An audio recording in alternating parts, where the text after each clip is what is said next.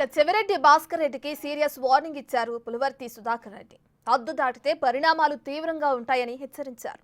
తుడాలో ఆయన అక్రమాలు బయటపడతాయనే భయంతో తమపై ఆరోపణలు చేస్తున్నారని ఫైర్ అయ్యారు. గంజాయి ఇంటింటికి సరఫరా చేసిన వ్యక్తి చెవిరెడ్డి అంటున్న సుధారెడ్డితో మా ప్రతినిధి దామోదర్ ఫేస్ టు ఫేస్.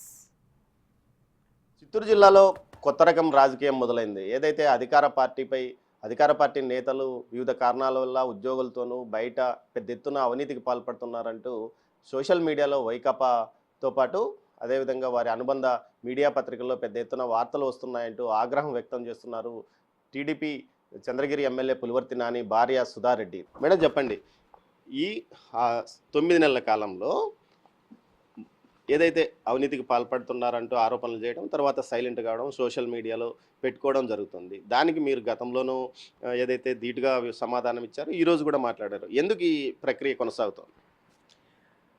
ఒకటి, అతని ఉనికిని అతను కాపాడుకోవడం.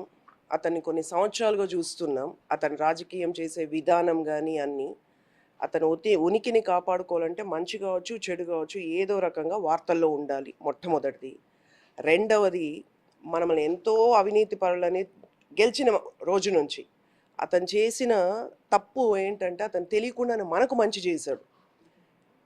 ఏ అధికారులు మారలేదు. ప్రభుత్వం గెలిచినట్టు June 4 అయితే 5వ తేదీ నుంచి పేపర్లో రాయడం మొదలుపెట్టారు. అతను తెలియకుండానే తప్పు చేశారు. అంటే మనకు ఓనమాలు కూడా రావు, ఎవరేందో కూడా తెలియదు, ఏది ఎక్కడుందో తెలియదు, ప్రభుత్వాలు ఉద్యోగస్తులు మారలేదు.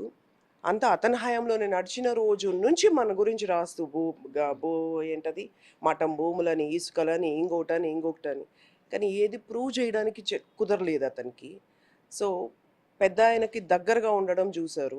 వాళ్ళ నుంచి ఆ కుటుంబం నుంచి వేరు చేయాలని మనకు అవినీతి మరకలు అంటించాలని చాలా ప్రయత్నం చేశారు. సక్సెస్ కాలేదు. ప్రతిదానికి రియాక్ట్ అవ్వాల్సిన అవసరం కూడా మనకు లేదని మనం చాలా వదిలేసాం. ఇది కొంచెం పరాకాష్ట. నన్ను పొద్దున ప్రెస్లో కూడా చాలా నేను కంట్రోల్ చేసుకొని వస్తే కూడా చాలా ఆవేశంతోనే మాట్లాడినట్టు ఇప్పుడు వీడియోస్ చూస్తున్నాను. అంటే ఏకంగా 50 లక్షల రూపాయలు నేను లంచం తీసుకున్నట్టు పోస్టర్లు ప్రింట్ చేసుకున్నాడు. అతని పేజ్లో, వైఎస్ఆర్ కాంగ్రెస్ పేజ్లో నాన్నగారి ఫోటో, నా పేర్లు రాసి ప్రింట్ చేసి పోస్టర్లు వేసి అఫీషియల్ పేజ్లో కూడా పెట్టాడు. అందుకని అంతలా కోపం వచ్చింది నాకు. ప్రూవ్ చేయి, ఊరికే పెట్టేస్తే వదిలేస్తానేంది? నన్ను నేను కాపాడుకోలేకపోతే నేను వేరే వాళ్ళని నేను కాపాడుతాను. సో అవినీతి మరక అంటించాలి, ఏదో రకంగా మమ్మల్ని డిస్టర్బ్ చేయాలి అని మొన్న చూసుంటారు. మేము గుడికి వెళ్తే అదే టైం గుడికి వచ్చాడు తలకోనికి. పొద్దున 6 గంటలకు వస్తా అన్నాడు. రా 6 గంటలకి, అధికారులను ఎందుకు డిస్టర్బ్ చేస్తావు? పోలీసులు కానీ ఈఓ గారు కానీ ఇబ్బంది పడుతున్నారు. సో అతను నైజం అది. మనం మామూలుగా పట్టించుకోము, పోతే పోతాడులే, వాక్కుంటారులే అతనని. కానీ ఇది కొంచెం పరాకాష్ఠకు చేరుతోంది. దీన్ని కొంచెం చెక్ పెట్టకపోతే నేను ఇలా ఇంట్లో కూర్చుని మాట్లాడినా వృధా. ఎందుకంటే పబ్లిక్ తెలియాలి, ఓటర్లకి, ఎస్పెషల్లీ చంద్రగిరిలో వాళ్ళకి తెలియాలి. సో నేను చంద్రగిరి టవర్ క్లాక్ దగ్గరికి రమ్మన్నాను. చెప్పండి, ఏంటో రుజువు చేయాలి కదా. ఈ 6 నెలలు మీ ఆస్తులు పెద్ద ఎత్తున పెరిగాయని కూడా ప్రచారం చేస్తాను. నేను ప్రింట్ అతను చిట్టా చూడండి, అతని ఆస్తులు చూడండి. రిజిస్టర్ ఆఫీస్లో రిజిస్ట్రేషన్ చేసిన అమ్మకాలు, కొనడాలు నిర్విరామంగా. నువ్వు అలా పట్టుకురా. నేను అదే కదా రిక్వెస్ట్ చేస్తున్నా. అతని ఆస్తులు ఎంతవరకు పెరిగాయి? పెరగడం కాదు, అతను ఆస్తులు పెరిగింది కాదు. 19 నుంచి 24 ఎలక్షన్ వరకు కబ్జాలు చేసుకోవడం కానీ అన్ని ఆస్తుల్ని ఇప్పుడు అమ్మకాలు, మ్యూటేషన్లు, దీని మీద చేతులు మార్పులు, కేసులు పెట్టే కొద్దీ చేసుకుంటున్నాడు. మా ఆస్తులు పెరిగితే నిరూపించమనే కదా చెప్తున్నది. ఒక పేపర్, ఒక ఎవిడెన్స్ తీసుకొని వచ్చిస్తే అందరి ముందు కూడా మేము తలొంచుతాం కదా. రుజువు చేయండి. ఆస్తులు మీరు కబ్జాలు చేశాడు, మ్యూటేషన్ చేసుకుని మీరు అధికారంలో ఉన్నారు, మీరు అవి ఆపచ్చు కదా. ఈ మ్యూటేషన్లు చేసుకోవడం కానీ ఇది అర్బన్లో జరుగుతోంది. రూరల్ పరిధిలో ఎక్కడ జరగట్లేదు. ఇది మొత్తం అర్బన్లో జరుగుతోంది. ఈ మఠం భూములకు సంబంధించి ఆల్రెడీ చేసేసుకున్నారు. 22లో అయిపోయినాయి రిజిస్ట్రేషన్స్, 22లో, 21లో, 23లో, 24 ఎలక్షన్ ముందు మేలో, ఇప్పుడు నిన్న మొన్న చేసుకుంటున్నారు మళ్ళీ. అంటే రిజిస్టర్ ఆఫీస్లో ఎక్కడ ఏం చేసుకుంటున్నారో మనకెట్టా తెలుస్తుంది? వాళ్ళందరిపై మొన్నే నాన్నగారు కూడా వెళ్ళి చెప్పొచ్చారు. మనము ఎన్నని ఆపగలుగుతాం? ఒక వ్యక్తి దగ్గర నేను కొనుక్కున్నాను, మ్యూటేషన్ చేసి అంటే ఎన్నని ఆపగలుగుతాం? ఇప్పుడు అదే ఇస్తున్నది. మేము ఇచ్చినట్టు మీరు ఇవ్వండి. మా గురించి గాలి వార్తలు కాకుండా ఇట్లా ఇవ్వండి. డే 1 నుంచి అదే చెప్తున్నా, పేపర్ స్పీక్స్. పేపర్ ఇవ్వండి, రుజువులు ఇవ్వండి, మీ చెత్త పేపర్లో రాసుకోవడం కాదు, ఇలా ప్రింట్అవుట్స్ తీసుకొని చూపించండి. తుడా అక్రమాల గురించి నాని గారు సిఐడి ఎంక్వైరీ అడిగాడు, విజిలెన్స్ ఎంక్వైరీకి అడిగాడు, ఎంతవరకు వచ్చింది? జరుగుతుంది విజిలెన్స్ ఎంక్వైరీ. కాకపోతే అక్కడ ఉన్న వాళ్ళ ఆల్మోస్ట్ స్టాఫ్ తప్పు చేశారు. నేను అంతకుముందు వీడియోలో చాలాసార్లు చెప్పిన, ఏ ఎంపీనో ఎమ్మెల్యేనో సస్పెండ్ చెయ్యరు, అధికారులనే చేస్తారు. సో డిసెంబర్ 23 అక్కడ ఉండే వెంకటన్న అనేవాళ్ళు, తుడా సెక్రటరీ అనుకుంటా, అన్న పీరియడ్ అయిపోయింది. ఎందుకంటే ఎలక్షన్స్ అయినా కూడా అన్న కోట్లు విత్డ్రా చేశారు, ట్రాన్స్ఫర్స్ చేశారు ఎంపీడీఓల అకౌంట్స్కి, అన్ని చట్టరీత్యా నేరం. డిసెంబర్ 23వ తారీఖు అతని కాల పరిమితి అయిపోయినా ఇంకా అక్కడే కొనసాగుతున్నారు. ఆయన విజిలెన్స్కి ఫేక్ రిపోర్ట్స్ ఇస్తున్నారు. ఇవ్వకూడదు కదా. నేను అన్నకే కాల్ చేశా, అన్న ఫస్ట్ మీరే సస్పెండ్ అవ్వబోయేది, మీరు ఫేక్ రిపోర్ట్స్ ఇచ్చి అందరినీ కాపాడుకుంటున్నారు, ఇది చాలా తప్పు, చట్ట వ్యతిరేకం అని కూడా చెప్పా. జరుగుతుంది. తుడాలో ఎంతవరకు అవినీతి జరిగిందని? దానికి లిమిటేషన్స్ లేవు. అతను సొంత కెమెరాలు కూడా అదే కొనుక్కున్నాడు.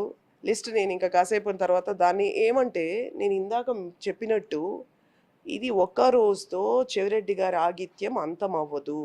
నిరంతరం నేను ఒక 5 months ముందు పోలీస్ స్టేషన్ ముందు కూడా చెప్పా, ఇది ఈ రోజుతో ఆగేది కాదు.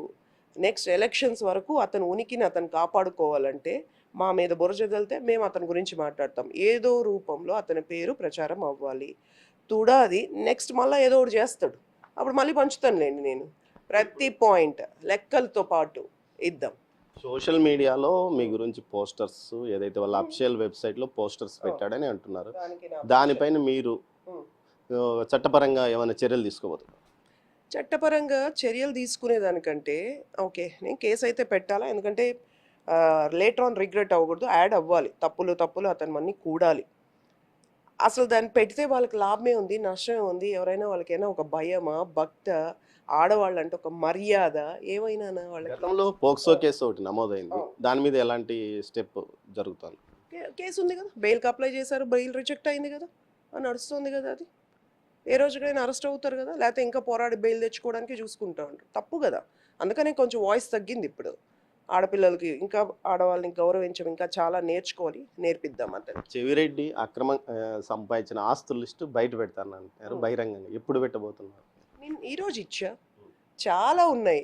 నేను మీ భూమి యాప్కి వెళ్ళండి, చాలా ఉన్నాయి కదా. ఇప్పుడు ఇచ్చా కదా, వాళ్ళ సతీమంది ఇచ్చాను, వాళ్ళ పెద్ద కొడుకుది ఇచ్చాను.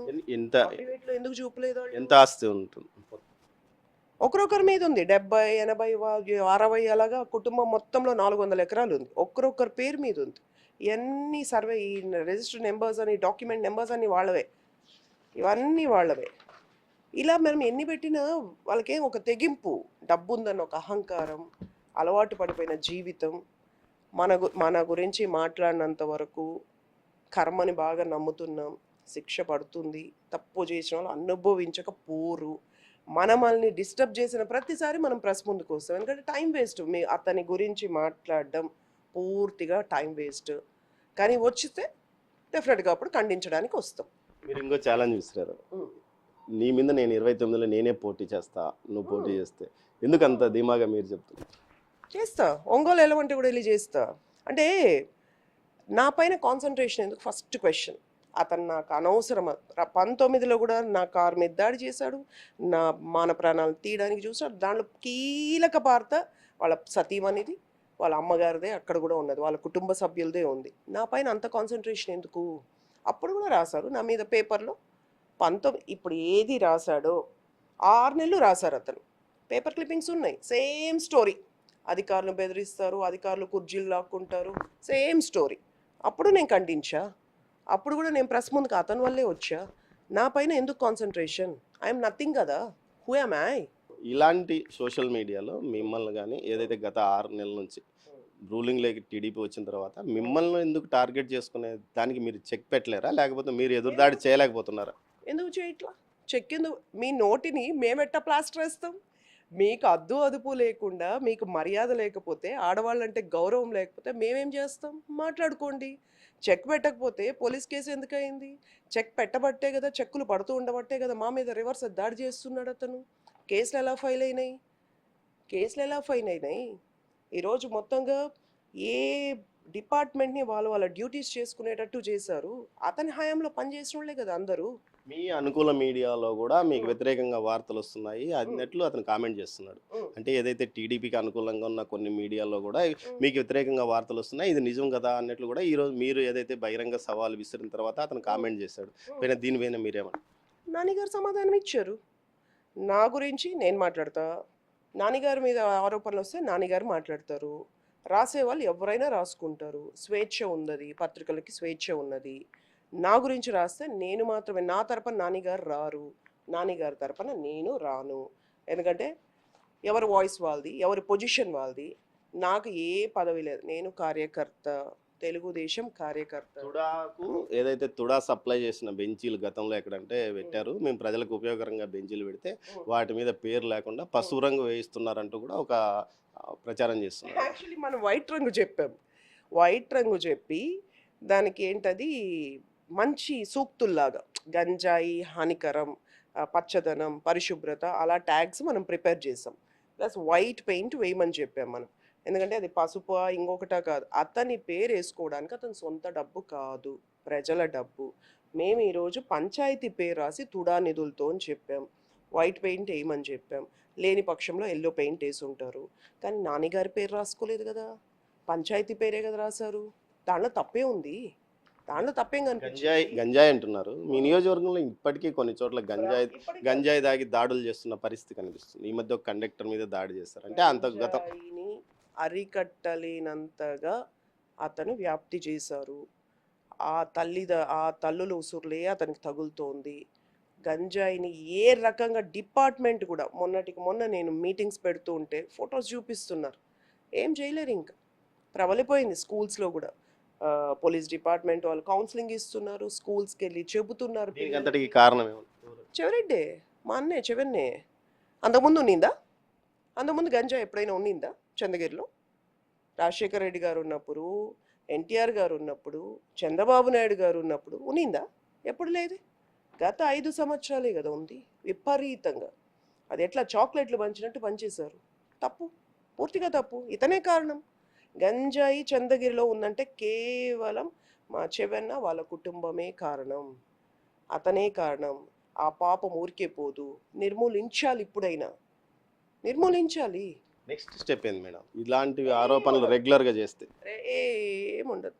నేను మార్నింగ్ చెప్పా కదా, ఇవన్నీ అతనికి ఏంట్లేదు. వార్తల్లో నానేమా అందరు చెవిరెడ్డి అని అనుకున్నారా? అతనికి మర్యాదలు, వరసలు, ఆడవాళ్ళు ఏం లేదు. ఇదేంది ఇంతటితో పోదు. ఇది మళ్ళీ 15 రోజులకు ఇంకోటి చేస్తాడు, నెలకి ఇంకోటి చేస్తారు. అతను లైట్ తీసుకోవాలి. కాకపోతే ఒక హద్దు దాటారు కాబట్టి నేను ఈరోజు మాట్లాడాను.